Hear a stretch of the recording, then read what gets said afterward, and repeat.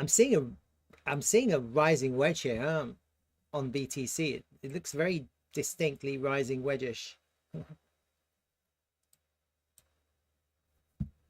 What time is it? It's starting 2 minutes.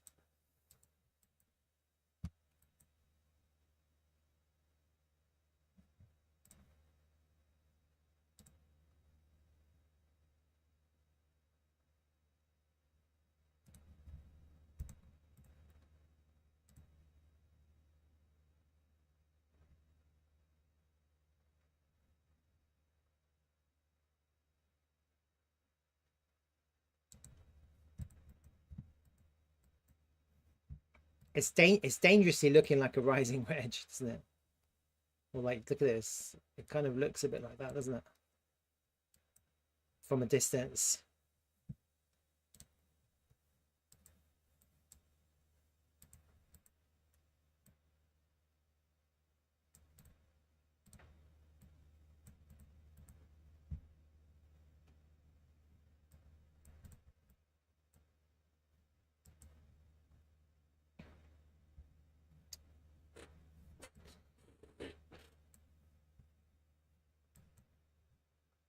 The problem these rising triangles, especially when the price keeps on pushing the highs, is that eventually you get this kind of break and you get a rally. You get like a blow off. You get like that. That doesn't hold anymore. And then you get something like that. So the fact that we're pushing the highs, to me, it suggests that we're probably going to break, push like that, whatever. Everyone's going to get bullish. They're going to be like, oh my God, look at this. This is like a rising wedge, which is breaking to the upside. But they always come back. They never just go and go and go. It kind of exhausts and then it falls back. And then you get the latecomers go, oh, look, it's coming back to this amazing area to buy again, breakout. And then not really. You get that. And then you get blah. Really fast. Really, it'll happen really fast. And then wherever you go,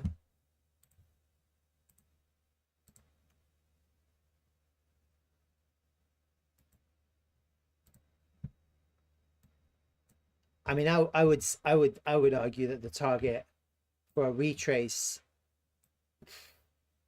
is 50%,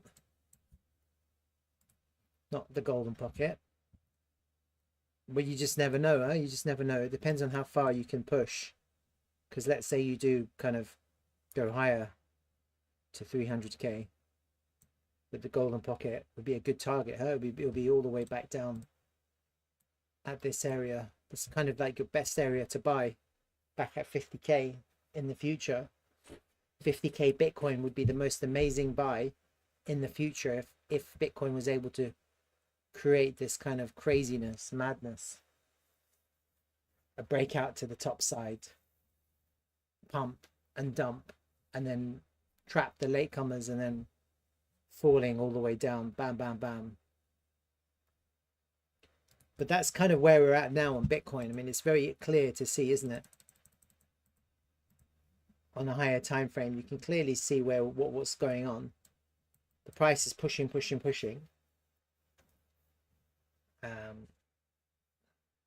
Isn't it?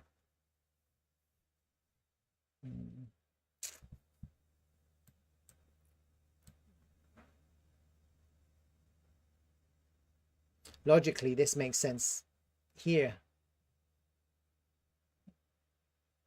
It's about 300k.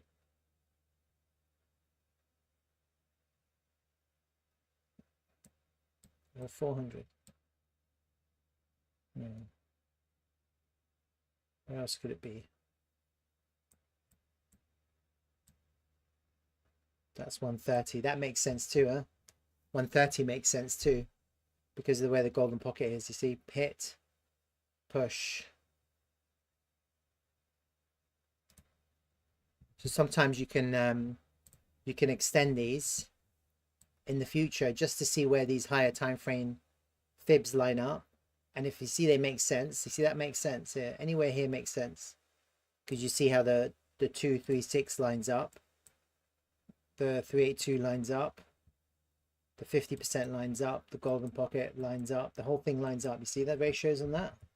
So this is a future ratio based on what your extension all the way up to 130, which is a correct fib extension, which is what I did before, 130. So that's why I'm still thinking we hit 130 based on these ratios. But I think we might have got a front run, to be honest with you. This high here could be a 130 front run. At 122. Maybe we've hit 130 in a bizarre manner. And so maybe we push up and we go further. I don't know. I mean, other than that, that would be the next target based on these fibs. How far would you go? How would you do this? There, probably there.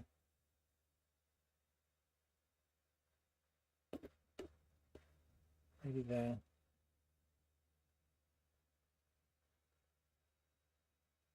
About 200. Look, it's about 200.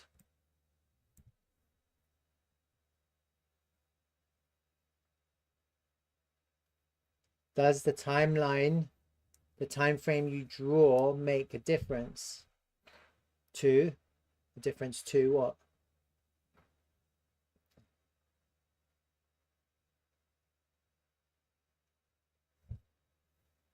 This actually makes a lot of sense, what I've just drawn. Assuming that this is the 382, that's the 550, that was the 50%. The golden pocket we just smashed through it, held support and then went all the way from that pivot, and then we're pushing all the way up to 205 in the last kind of rally. Does make sense. Let me do it from this pivot here.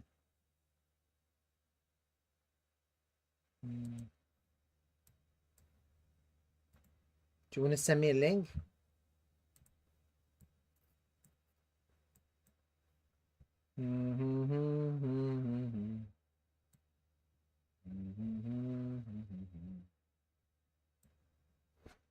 Supposing you draw a fib in the daily, will differ for 1 hour. No, I don't think it differs. It's just that when you do it on the higher time frames, the higher time frame fibs are much more impactful on the way the price moves.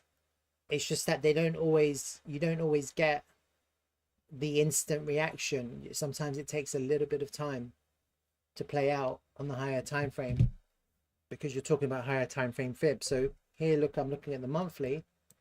Well, it takes a month. You sometimes have to wait a month to see whether there's an alignment because you're waiting for the monthly time frame candles to close and you're waiting for the price action to show you. And so that's the difference that it makes. But in terms of strength, the monthly time frame fibs are really, really strong. Really strong. Yeah. You have to pay attention much more so than the lower time frame ones. I got a message. My mum said, tea is ready. I feel like I need to go and get some tea. I'm going to tell her to bring me a glass. Bring me a glass. So we are into the kind of this area here of this extension. We hit it there and we're kind of in this area here. 1618 extension would take us to 174k.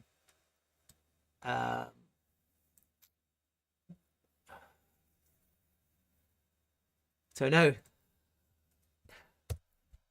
anything happens. Persian tea, yeah, Persian black tea. Yeah, I feel like this is where we're at now. So we're in a kind of like a monthly rising triangle.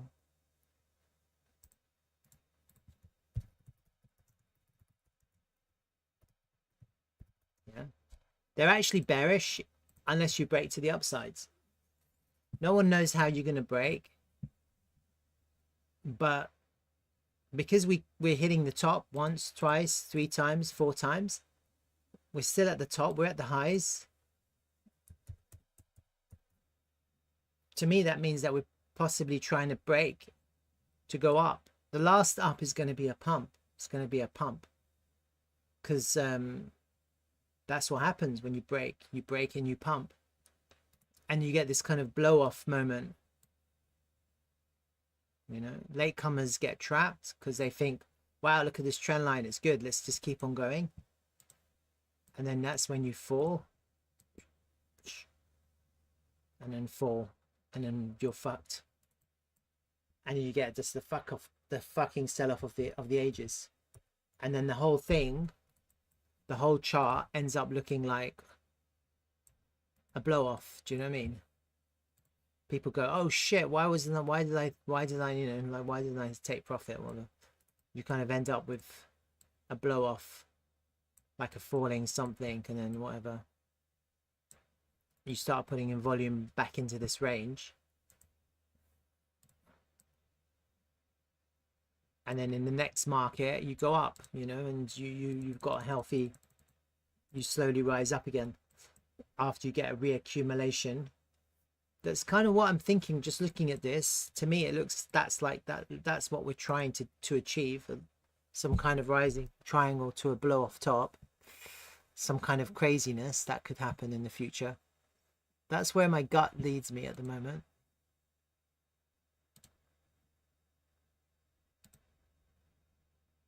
By the end of the year, could we get a blow off? Push, push, push. Trap retail. I think that's what needs to happen, huh? Retail needs to get trapped. So anyway, that's kind of my overview. Let me have a look at the fibs.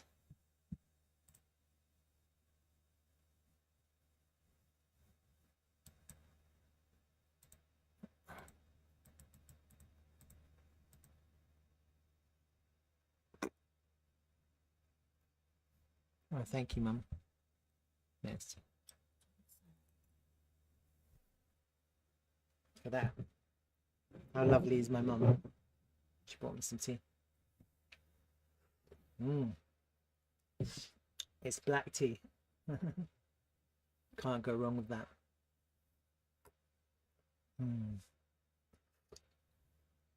The caffeine in the black tea is very helpful. It keeps you awake.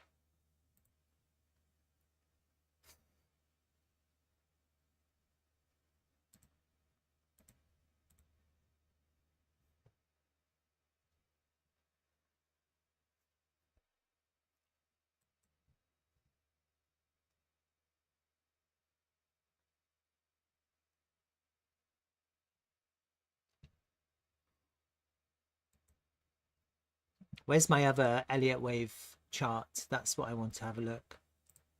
The index.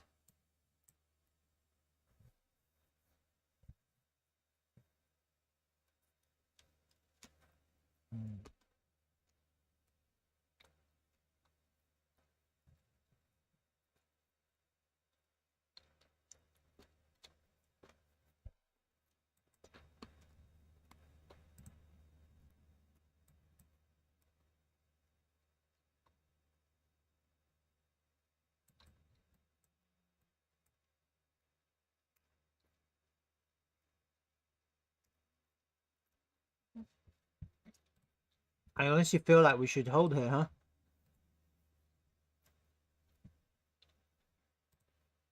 One, two, three, four, whatever, 5. ABC. 1, 2, 3, 4, 5.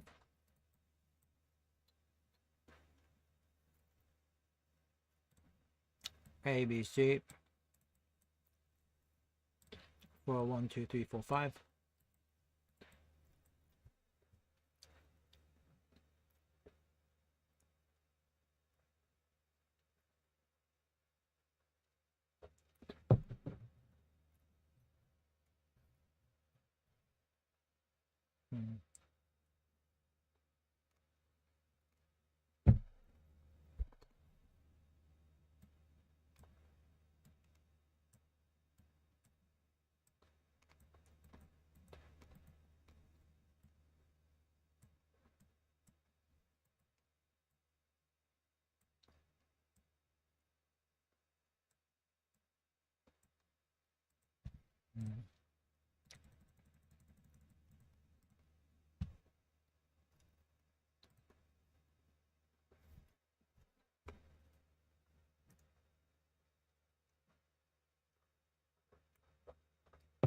So anyway,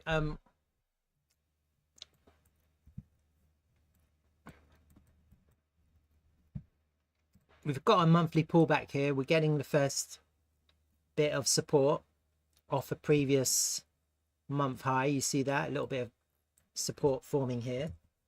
Will it hold? Anyone's guess. It could hold. We have to see how today closes, how today's weekly close ends for Bitcoin. When I'm looking at the Friday close, we closed at 114,265. The price of Bitcoin now is at 113,995, 114. So a tiny gap, not much forming here, not much, not something to write home about. Potentially depends on how the weekly candle closes.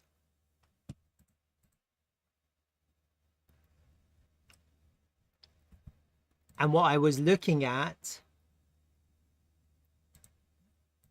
before on Friday, if you remember, I was looking at a couple of things. This was my original idea, which was just some kind of flag. Okay. And we're kind of at the bottom of the flagging pattern. You could argue that's a little bit lower there.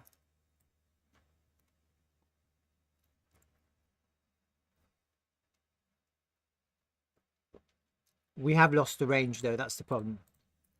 So then the other thing I was looking at on Friday was going down and possibly coming into my area of interest for a long. I was looking at the single prints. So we filled one set of single prints, haven't we? Look, see that we're getting a bounce, a little front run on the bottom of that single print, fig gap filling. Getting a little bounce off that. And we've got another set of single prints just underneath us. That corresponds with a naked point of control. So I think possibly we go down one more time just to fill. Maybe in Asia session. That's still where my mind is at, that we go down for one more attempt. An Asia session. Take out that low. Maybe we can have a reversal here. That's kind of where I'm at, where my mind is at right now still.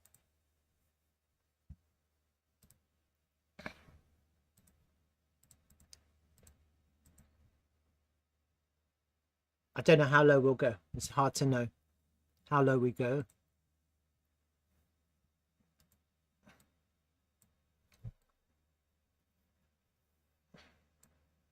Maybe we're falling. See, this the thing is, before people were looking at a flag, now they're looking at a broken flag to the downside. So they're going to get quite bearish and push the price down, try and short, thinking that this is going down. And I think that's quite good, because when you look at the order flow, still, you can see on this rise from the lows earlier in the early hours of today that we've got some quite heavy absorption. Look at that heavy absorption. CVD going down, price going up. We're getting a little bit of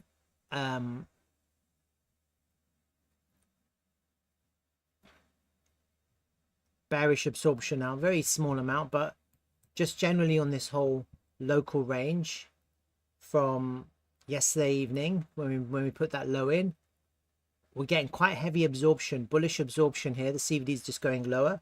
The price is being absorbed. Today we're above the daily open, above the VWAP. That's generally considered bullish when the price is above the VWAP and the daily open. And when you combine that with bullish CVD, then your bias for today is probably bullish. Yeah, that's probably what you're thinking today. and maybe we're in a corrective to the up. Maybe all the down movement has ended and we're correcting to the upside now. It's all corrective. Yeah, it's not, we're not impulsing anywhere right now, are we? It's all corrective price action. And naturally what happens is that people have entered late and now they're getting trapped and they're closing out. So it's a little bit premature to what I had originally considered. What I originally considered was this one, wasn't it? I hoped we'd go a bit lower and we haven't done that. Now the price is coming back. I did think we could come back up, and I'll still keep this. I'm not going to touch this at all. Just kind of, it's just to keep stuff, just so you can kind of see if you're getting it or not. But effectively, that's the top there. See that?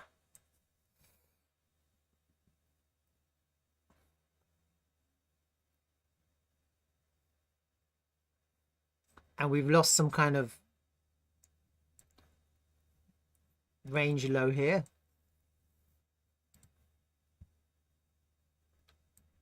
Maybe the price is going to come back and go for one more hit. I don't know when.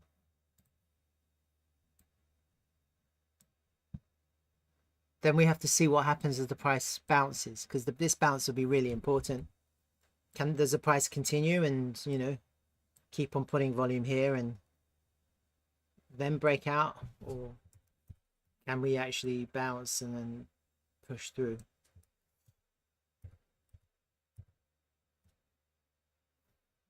How did I have my long short? Yeah, it's kind of where I was thinking. It might not get so high, you know, so you have to kind of consider that.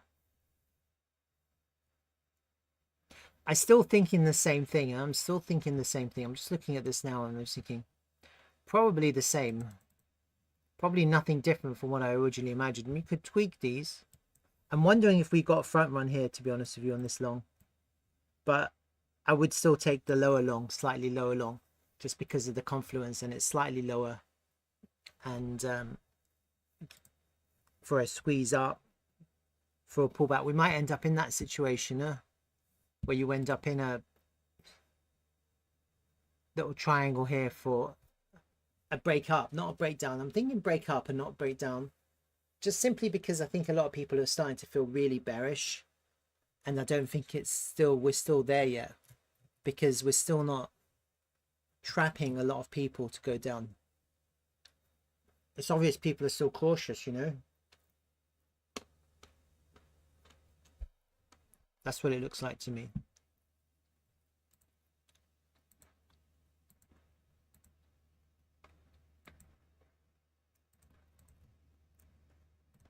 Let's have a look at this one. So I still have a primary target of 130k, like that. Nothing's changed.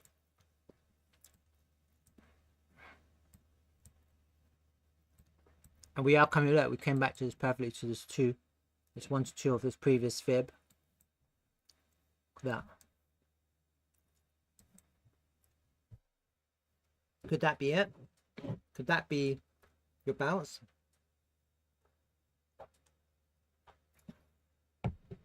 I think possibly we'll attack that once more.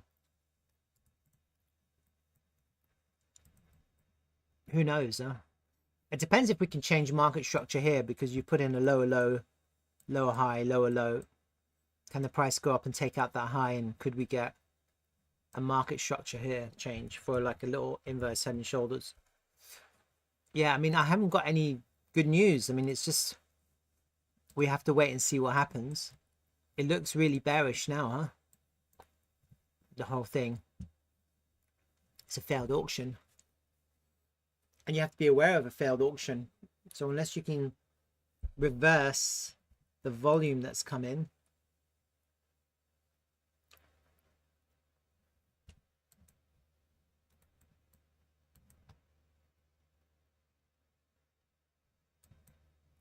God, I'm really exhausted, huh? I've been doing this for 25 minutes, 30 minutes, and I'm like, wow, where did the energy go? I feel like I need to go and sleep for 5 minutes. Get my power boost. Wow.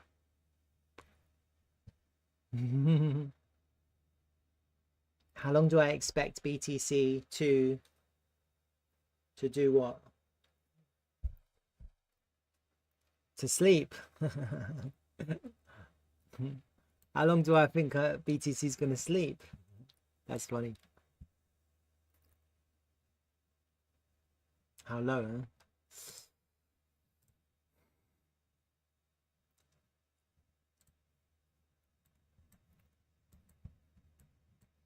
I think we should find support if it goes down a little bit lower.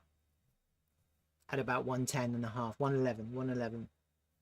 I think that's a good area for BTC to find support. 110, 111, somewhere there. Somewhere I have it marked out here. Yeah. But who knows? Like Bitcoin could just pump up, you know, like today, but could have a strong weekly finish. That would be interesting to see actually, the weekly close, because if you, this is what I want to share with you. So let me just hide these. So maybe it is good that I do daily close streams from in the future. I have to decide. You have a previous week low there, yeah? And this could totally be a bear trap. However,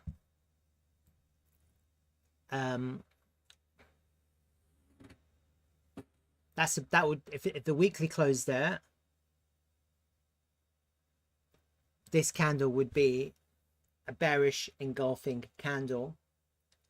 Really bearish, huh? It's not bullish at all. It's really bearish. You've got to be aware of that. Yeah. And it wouldn't look good. It would look bad. But if you close above the weekly, previous week low, we have to see how the week closes tonight. As long as, I think as long as the wick is grander than the body, and this is the thing, if the body is bigger than the wick, it's still bearish regardless of what happens here. You need a bullish end to this week, and effectively you need a longer wick than the body, and you need to close above the previous week low, and then that would be look like a really nice candle in the future at the end of today, at the end of the week. And otherwise, if you close here, this is, unless it's a bear trap, no one can really predict a bear trap. It's really bad candle to have here. Yeah, really terrible. Oh my god. Vladimir Chile. I feel like I need to do some push-ups or something. Just to get my blood flowing. Wow. I went for a 7-kilometer run today, and that's why I'm feeling a little bit exhausted. So let me just, we're having a really chilled session today. It's not drastically mind-wrenching. Yeah, I'm looking at it now and it's not looking good. We're getting a little bounce. Yeah.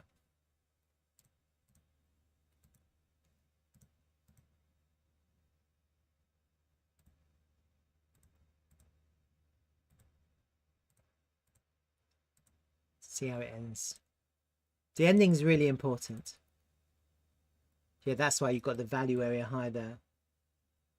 7 kilometers. I know, man. Oh my god. And it was non-stop as well. And now I'm feeling it. I need to do something about my streams. I can't do this anymore. No, I can. I'm just joking.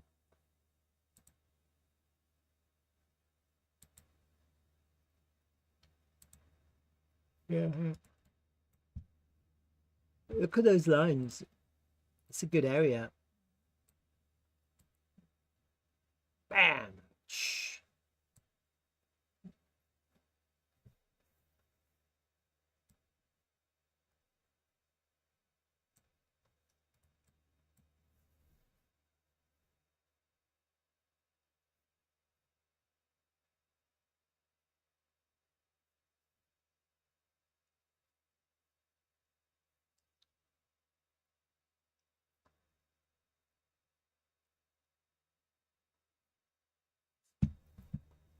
Who knows? Who knows? Let's just kind of chuck it here.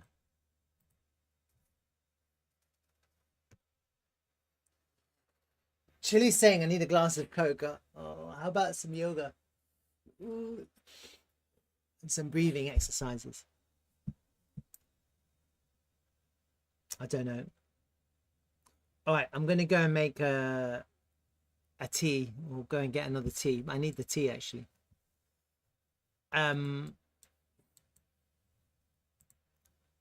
Again, it's a bit tricky. There's nothing obvious. Probably be looking for something a little bit lower.